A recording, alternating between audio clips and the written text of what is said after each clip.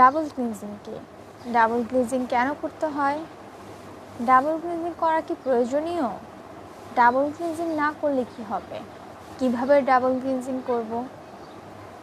Double cleansing এই শব্দটি প্রতিনিয়ত আমরা ফেসবুক কিংবা ইউটিউবে দেখে থাকি, কিন্তু আমাদের মধ্যে এমন অনেকেই আছে যে ডাবল ক্লিনজিং আসলে কী সেটাই জানি না। আমাদের যখন স্কিন কেয়ার প্রবলেম হওয়া শুরু করে তখন আমরা ইউটিউবে ফেসবুকে অনেক ধরনের পোস্ট চেক করা শুরু করে দিই, স্কিন কেয়ার রিলেটেড ভিডিওগুলো আমরা দেখি, আর সেখানে এই শব্দটা আসে, সেটা হচ্ছে ডাবল ক্লিনজিং। আজকে আমি তোমাদের সাথে কথা বলবো ডাবল ক্লিনজিং নিয়ে। সো ভিডিওটা না টেনে পুরোটা দেখবে। সো চলো দেরি না করে আজকে ভিডিওটা শুরু করি।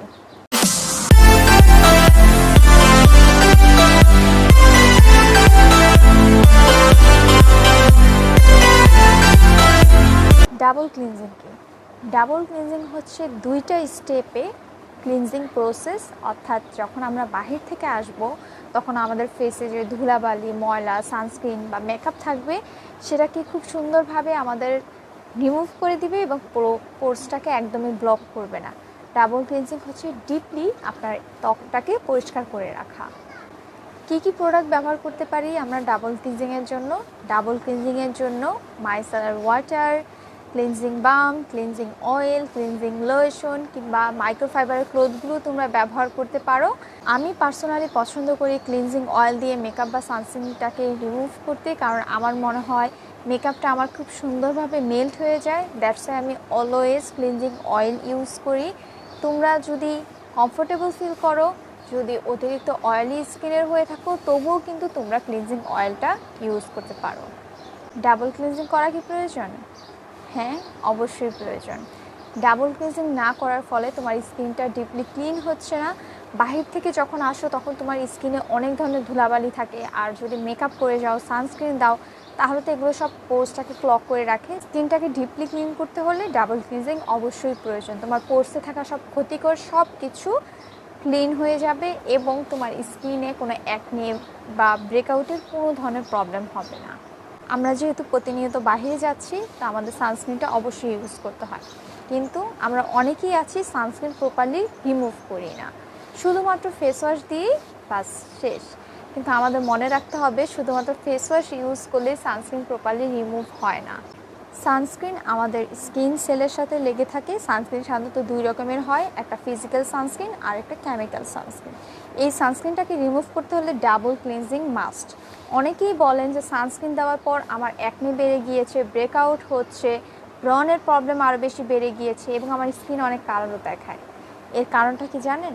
রিজনটা হচ্ছে আপনি প্রপারলি আপনার স্কিন কেয়ারটা মেনটেন করছেন না, ডাবল ক্লিনজিং করছেন না, আপনার স্কিনে প্রপারলি ডিপ ক্লিন হচ্ছে না। সানস্ক্রিন ইউজ করা কোনোভাবেই বন্ধ করা যাবে না। সানস্ক্রিন ইউজ না করলে প্রিমেচুর এজিং হতে পারে।